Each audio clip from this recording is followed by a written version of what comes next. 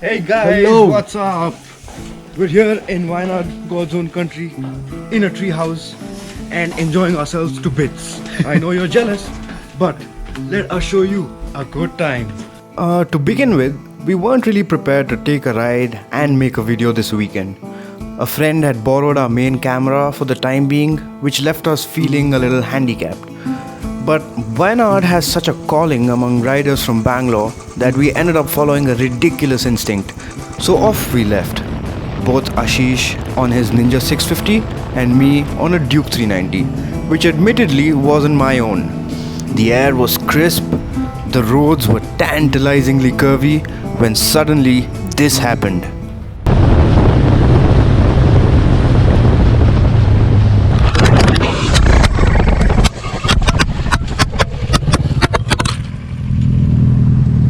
Gotcha! Nothing happened to the bikes or to us, but one of our long-serving GoPros kicked the bucket and became a martyr as a direct result of our ignorance. But as they say, the show must go on. I have come here to collect Desert Storm Royal Enfield from Royal Brothers.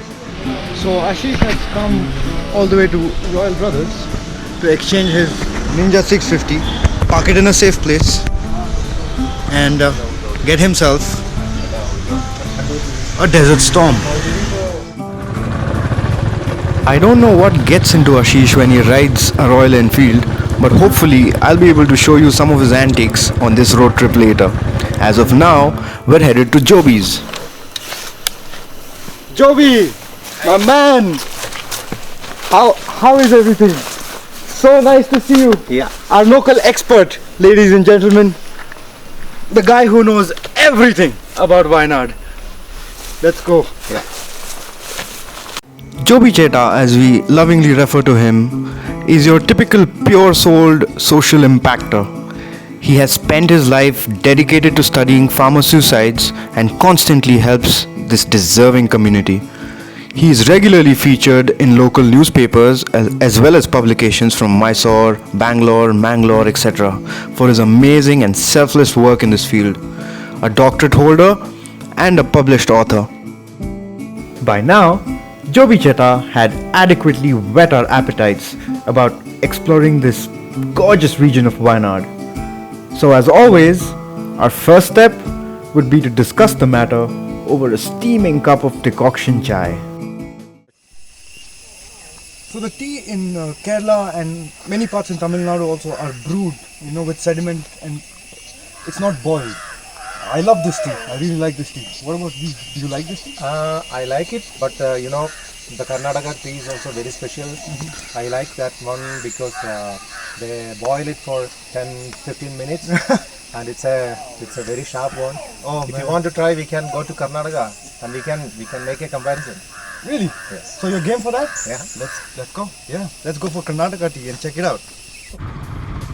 The argument about the best tea brews is not only an age-old one, but also a palatable one among Indian riders, as the relation between us and tea is often too deep to describe in this vagrant hurry, as almost every state in India has a unique way of brewing their teas. But enough of tea talk, let's ride.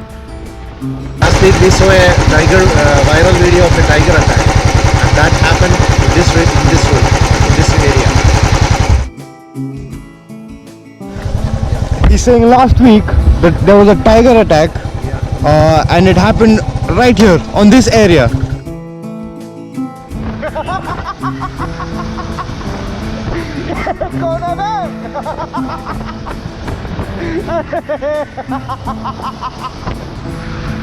Now we are in Kerala. So if you are crossing this river, that means we are in Karnataka, Mavali.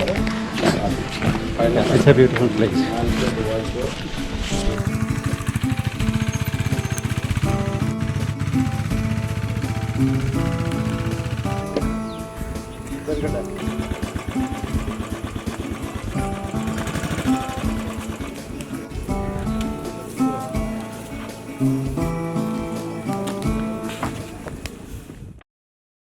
So we're right now on the Kabini River, and going on a small boat ride.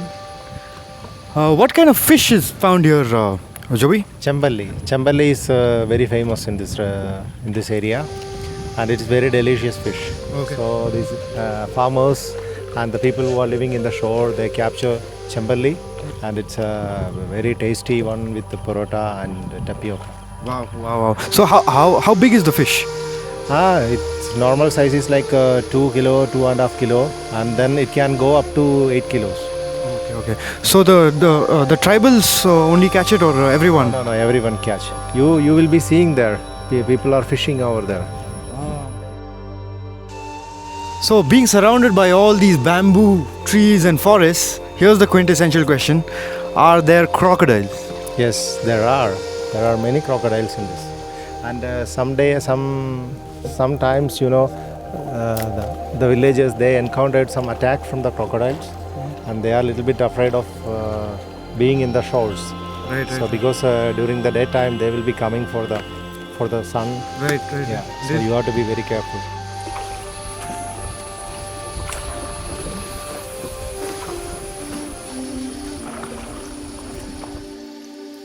So you're telling me that there are a lot of wastage from poultry farms and butchers pouring in from the shores, right? Yeah. And that makes, that's a real food for the crocodile, the waste of the meat. So it's not so nice that people are polluting this river. It's not so nice. Yeah, the crocodiles need to feed on natural habitat like fish and other things that they get, locally, not food from and intestines from, butchers and stuff. Yeah. So it is indeed pollution, and everyone needs to be aware of such things.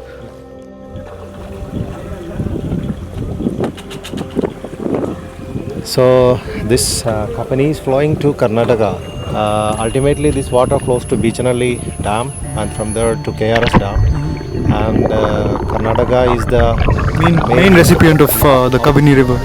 So it is important that you guys are using this in proper way, and Responsibly. also it should be clean and neat. Then only the water sources are very, very precious nowadays. Yeah. So we are blessed with such a river and a lot of water. Right. Conservation really is the hot topic out here, because such rivers eventually feed the cities that we drink water from. Without conservation attempts, or without natural species thriving in their own habitat, the water gets polluted and dirty, which in turn isn't safe for us to drink. So it is in our personal interest that we pay attention to conservation and make sure the environment stays as it is, and not be overburdened by human pollution especially.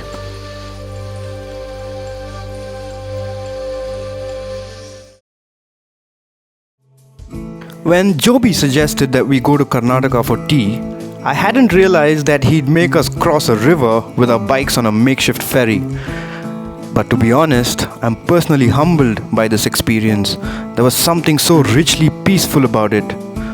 Now, on the other side, after having stepped into Nagarhole National Park in Karnataka, our search for local tea continues.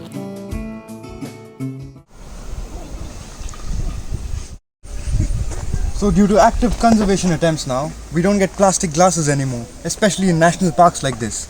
But we do have chai in proper glass. Yeah. So have a cheers and go for it. Do you like glasses? Yeah, definitely. And you really like to be on the glass? You can actually step on a glass. Stand on glass? Yeah. In Wayanad? Yes. Are you kidding me, really? Yes, there are possibilities. Well, let's do it then. Yeah. The tea in Karnataka was stronger, with darker tones and much more body. Here, Joby mentioned a bridge that he had heard of in Wayanad that was completely made of glass. Yes, apparently like the one in China. A glass bridge in a Wayanad valley overlooking the forest? Come on, we couldn't miss that. So off we went, riding in the countryside again. Here, unfortunately, our Joby Cheta was forced to part ways with us because of an important errand that came up. Moreover, he had given us enough time from his important schedule, something that we will always be grateful for. So we're here at Tolaram Kandi. As you can see, it's almost pretty much off-road out here. We've come in two bikes, one the Royal Enfield 500 and the other the Duke 390.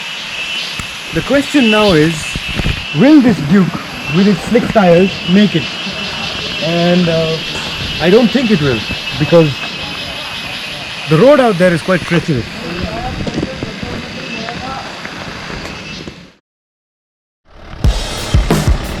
This isn't the kind of track to be done on slick tires, especially when the bike isn't yours. So, accepting defeat from the muddy banks of Tolaramkandi, we hired ourselves a traditional hero, a four-wheel driven Mahindra Thar. So it's the road to Tolaramkandi. Both Ashish and me have finally taken a Jeep, a 4WD with this expert who's taking us through the terrains that are kick-ass.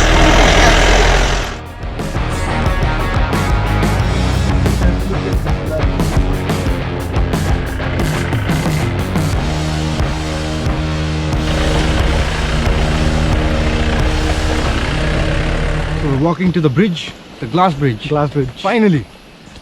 Missing Joby Cheta. Missing Joby Cheta like crazy. He had some busy work to do, as you know. Yeah. He's a big social worker out here, looking after the tribal areas. So we're alone, but we're there.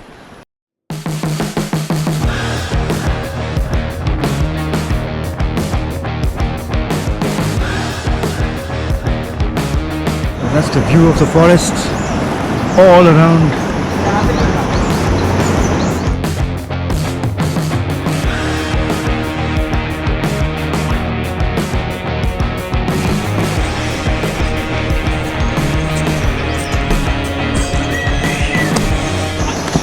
So we are done with the glass bridge. Is it a bridge?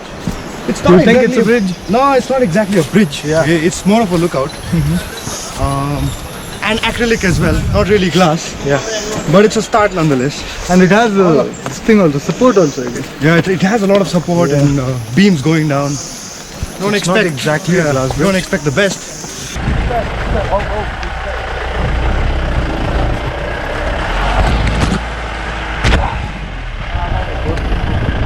So we are heading back to Sultan Bathery, to Royal Brothers office, and from there we'll be going back to Bangalore.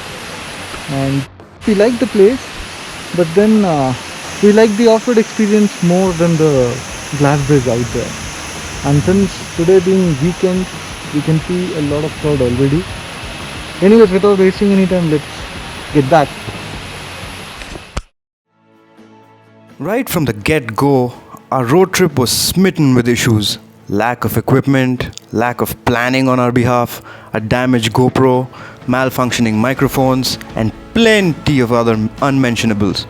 But regardless, it was all small change when you compare to the inspiring and uniquely brilliant experience that we had.